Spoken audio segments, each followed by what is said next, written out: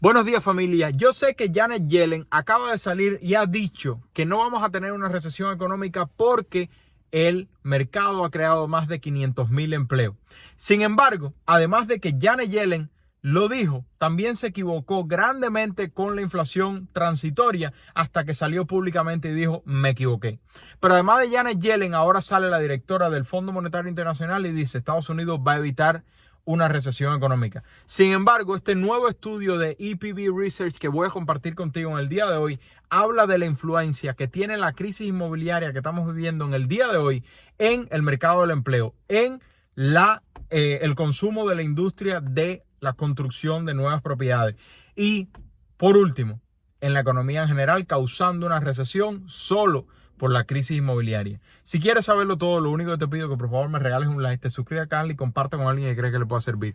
Y si estás preparado para comprar una propiedad, no compres la casa de tus sueños, sino una propiedad que genere ingresos. Si no sabes buscarla, puedes mandar una llamada. Sería un placer asistirte a comprar la propiedad que genere ingresos, tanto en Tampa como en cualquier parte del país donde te encuentres. Vamos a comenzar. Dice EPB Research, el ciclo de construcción residencial es el ciclo más importante en la economía. Esta es la razón por la cual los métodos de construcción se mantienen a lo que se usaba años atrás. No ha evolucionado por el simple hecho de que hay millones y millones y millones de empleos que dependen de la construcción. Y si esta industria se desarrolla, estos millones de empleos van a ser reemplazados por maquinarias o nuevas tecnologías. Es parte, el ciclo económico de construcción residencial es parte del 3 al 6% de la economía, pero su multiplicador hace mucho más importante la influencia que tenga el Producto Interno Bruto del país.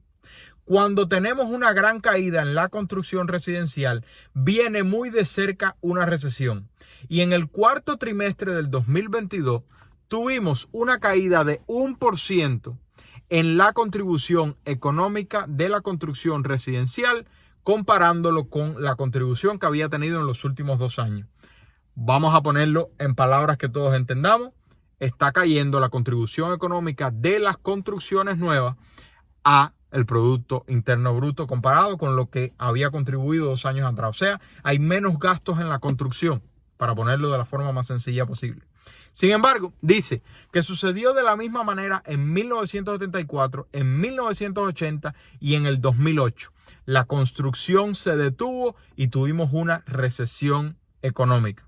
En mayo del 2022 tocamos el pico en el gasto de construcción residencial y vimos una caída que aún no ha tocado el fondo. La nueva construcción en junio y la remodelación en julio. Pero la nueva construcción específicamente se divide en 2 factores fundamentales. Factor número 1, las propiedades singulares, que es el comprador común y corriente como cliente final. Y la propiedad multifamiliar, que es la que yo prácticamente le recomiendo a todo el mundo, por la cual deberían empezar, y si no pueden empezar por esa, que compren una propiedad singular con estudio de renta. Tocó mucho después y es el mercado de la renta. Recuerda, la propiedad singular es creada para el comprador. La propiedad multifamiliar es creada para el inquilino. O sea, un fondo de inversiones que compra una propiedad multifamiliar, la manda a construir y entonces pone inquilinos allí. La propiedad singular es con el comprador. ¿Qué es lo que sucede? Que el comprador es sensible al cambio de las tasas hipotecarias. El inquilino no. El inquilino solamente es sensible a los cambios económicos. Entonces dice, pero aún mejor, los permisos de construcción avisan mucho antes del gasto de construcción. Y el pico de los permisos de construcción fueron en marzo del 2022, 2 meses antes del pico del gasto en las construcciones. Al igual que sucedió en el 2005, justo antes de tocar el pico en el gasto de construcción en el 2006. O sea, estamos viendo, según EPB Research, una semejanza muy grande con la crisis del 2008. Dice, aún no hemos visto la baja en los permisos de construcción. Todavía no se ha recuperado, por lo tanto, todavía se dice que se va cayendo.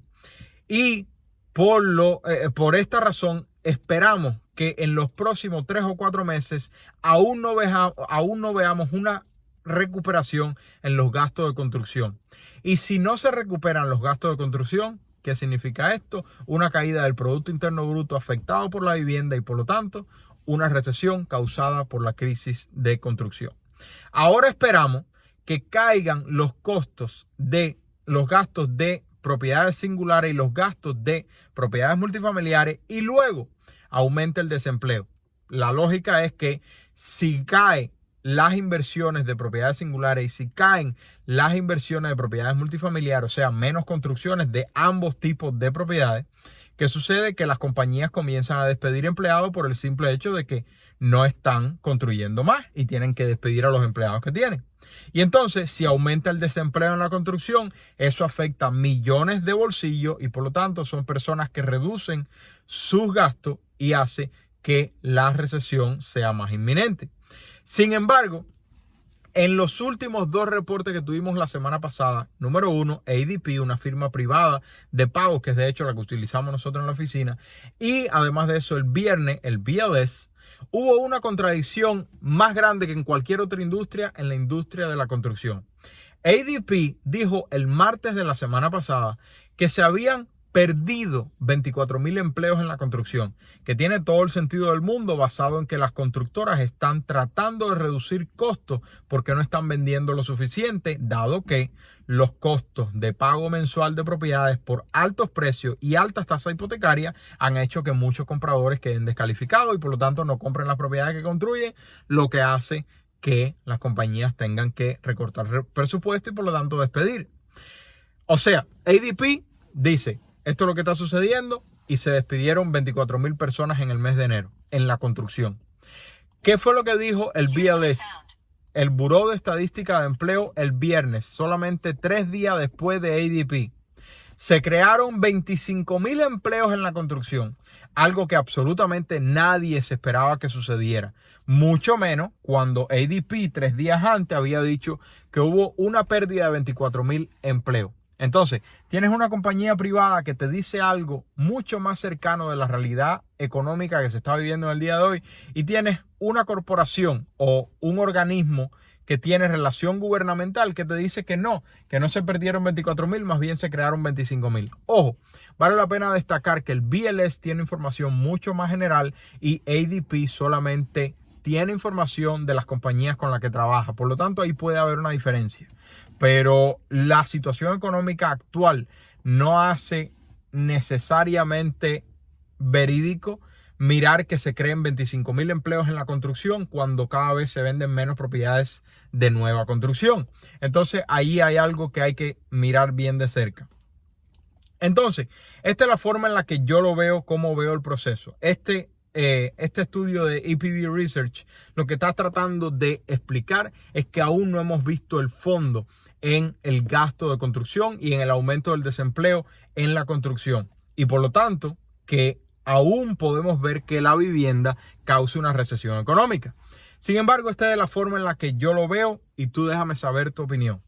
Número uno, para mí lo número uno y más importante es la asequibilidad, o sea, la relación entre el precio y el interés contra el salario medio del área. Eso es lo número uno, la asequibilidad. Después de la asequibilidad viene la confianza de las constructoras. O sea, caen los intereses y se regulan los precios, mejora el pago mensual y la confianza de las constructoras aumenta porque ya ven más compradores entrando por la puerta. Al aumentar la confianza de las constructoras, se ven más permisos porque la constructora dice, ok, están viniendo más compradores, vamos a comenzar a sacar más permisos. Después de los permisos vienen los inicios de las construcciones y después de los inicios de las construcciones vemos que aumenta el gasto en la construcción y por lo tanto aumenta el empleo y podemos evitar una recesión causada por el mercado de la vivienda. Bueno, en cuanto a la asequibilidad, hemos tenido dos factores importantes. Número uno, hemos visto una mejoría en la aceleración de los precios de las propiedades. Ya estaban así, ahora están aumentando mucho más cómodamente, no una locura. Y además de eso, lo más importante de todo, Pulte Homes, una de las constructoras más grandes de todo el país, de propiedades residenciales, dijo que van a comenzar a construir propiedades más económicas porque es donde más demanda existe. Lo que yo trato de explicarles a ustedes todo el tiempo. Y además de esto hemos visto una mejoría en las tasas hipotecarias, o sea, los dos factores de un lado de la fórmula.